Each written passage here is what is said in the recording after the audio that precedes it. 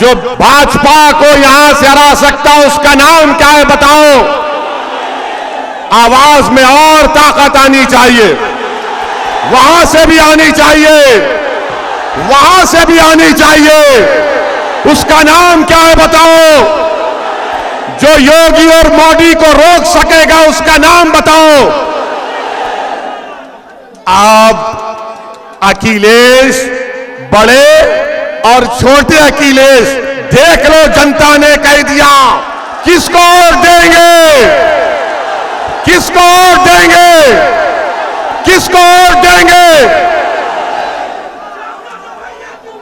मेरे अजीज दोस्तों और बुजुर्गों, अब सपा के लोग बोलेंगे ओवैसी तो जज्बाती भाषण देता है, आप भी दो ना अखिलेश, क्यों नहीं देते? कौन रोक रहा है आपको? और जो लोग आपको बोलेंगे जज्बात, नौजवानों को जज्बाती करता है ओवैसी, अरे याद रखो, मैं उन नौजवानों के बुजुर्गों को सलाम करता हूं, उनकी मां और बहनों को सलाम करता हूं कि तुमको जज्बाती बनाया। अगर कोई दलित पर जुल्म हो रहा, किसी गैर मुस्लिम पर जुल्म हो रहा और तुम्हारे दिल में जज्बात ना आए तो वो मुर्दा है, इंसान नहीं है। याद रखो हमारी बात को। हमने कभी भी मजहब के नाम पर भेदभाव नहीं किया। मेरी कोई एक ऐसी तकरीर दिखा दो जहां पर मैंने किसी समाज या किसी मजहब के बारे में कहा मेरी लड़ाई संविधान बचाने की है। अगर जुल्म हमारे हिंदू भाई पर होगा तो मैं मुबारकपुर के हिंदू भाइयों से कहना चाह रहा हूं कि जिस तरह जो वैसी यहां खड़े होकर कह रहा है तुम पुकारो, मैं दौड़ता हुआ तुम्हारे साथ खड़ा हो जाऊंगा तुम्हारी लड़ाई लड़ने के लिए।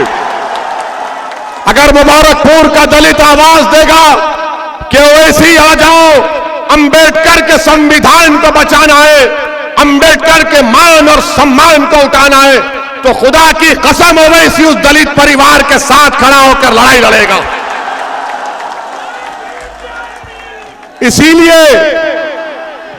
इसीलिए जब 2019 में हैदराबाद की आवाम ने हमको चौथी मर्तबा रुकने पार्लियामान एमपी बनाया, तो हम जब हल्फ लेने के लिए गए तो बीजेपी के 300 एमपी नारा लगाना शुरू कर दी। हमको देखकर हमने भारत के संविधान पर, अल्लाह के नाम पर हल्फ लिया।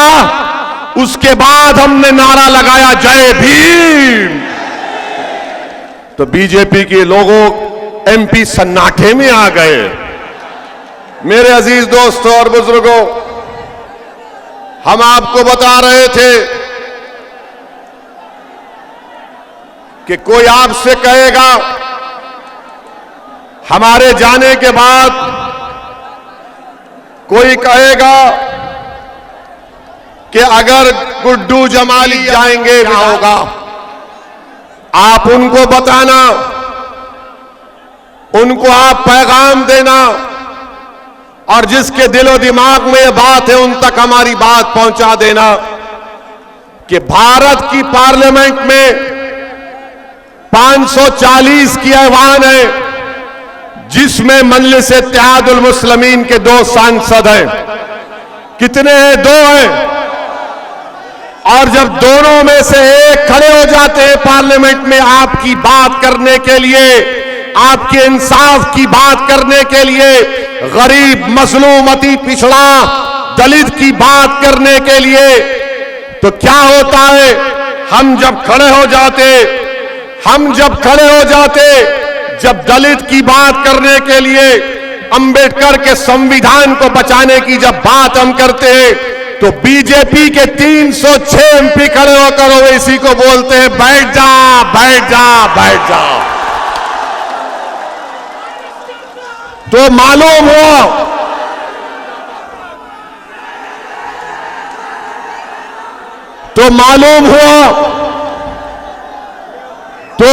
हुआ कि ओवैसी, असदुद्दीन ओवैसी सिर्फ अल्पसंख्यक समाज मुसलमान की बात नहीं करता। असदुद्दीन ओवैसी सिर्फ दलितों की या अति पिछड़ा आदिवासियों की बात नहीं करता। असदुद्दीन ओवैसी जो कमजोर है उसको ताकतवर बनाने की बात करता रहेगा। हमने कभी भी मजहब के नाम पर भेदभाव नहीं किया। मेरी कोई एक ऐसी तकरीर दिखा दो जहां पर मैंने किसी समाज या किसी मजहब के बारे में कहा मेरी लड़ाई संविधान बचाने की है। अगर जुल्म हमारे हिंदू भाई पर होगा तो मैं मुबारकपुर के हिंदू भाइयों से कहना चाह रहा हूं कि जिस तरह जो ओवैसी यहां खड़े होकर कह रहा है तुम पुकारो, मैं दौड़ता हुआ तुम्हारे साथ खड़ा हो जाऊंगा तुम्हारी लड़ाई लड़ने के लिए। अगर मुबारकपुर का दलित आवाज देगा कि ओवैसी आ जाओ, अंबेडकर के संविधान को बचाना है, अंबेडकर के मान और सम्मान को उठाना है, तो खुदा की कसम ओवैसी उस दलित परिवार के साथ खड़ा होकर लड़ाई लड़ेगा।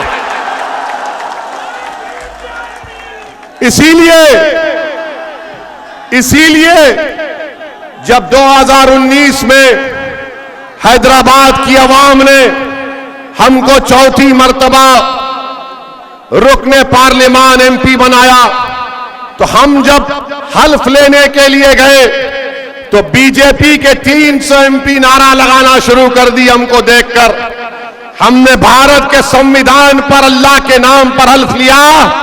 उसके बाद हमने नारा लगाया जय भीम, तो बीजेपी के लोगों एमपी सन्नाटे में आ गए, जबान कतर लिए। बाद में हमसे पूछे ये तुम्हारे दिमाग में कैसा आता है?